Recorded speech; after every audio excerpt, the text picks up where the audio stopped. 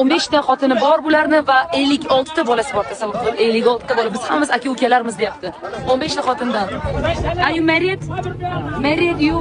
Wife? Children? Kids? Inga, do you have Inga? No. Qishloq bitta oilaga tegishli. Bitta oila. Ya'ni mana shu hozir gapirgan yigitni dadasida 15 ta xotini bo'lgan va mana shu yerda hozir 15 ta uyni ko'ryapsiz. Aslida dekoratsiya keyin ko'rsatsa emas, bular shunaqa yashaydi. Mana shu hayot tarzini, mana shu holatini yo'qotmaslik uchun.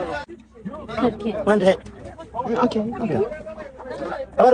Shahlopa, mana shu 15 ta bitta mujikni 15 ta xotini bor ekan. 16-xotin qidirayotgan ekan. Agar qolsa deyapti, qolsa mana shunaqa bitta uyni zo'rini yasab beraman deyapti sizga. Tavba qildim. Alloh yomon emas, menga tug'ilganimga Xudoyimga shukr. Shukrim ko'paydi. Allohga shukr, behisob shukr. Yomon emas. Qanday uy olib beraman deyapti. Mana bitta qana yashaydi hozir. Qani bitta ko'rsatchi, nima gap ekan o'zi u yerda. Bitta svetini yoqib boring-da. You sit here. Sit here. Yeah, sit here. Okay. Keling, mera ko'ring-chi. Yeah, this is sleeping. Mana shu yerda uxlaydi deyapti. Okay, let's go. Ishini qilib yashayapti. 56 ta bola bekorga tug'ilgani yo'q, shu yerda tug'ilgan. Shahloba, sizni o'ylab ko'rdim, biletni berdingiz. 16-chi qilmaymiz. Yo'q. 16-chi qilamiz.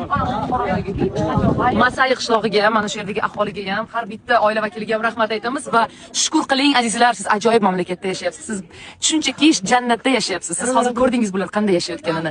Shuning uchun shukr qiling va sayohat insonning shukrini ko'paytiradi. Yes. To'g'rimi? To'g'ri. Вот так.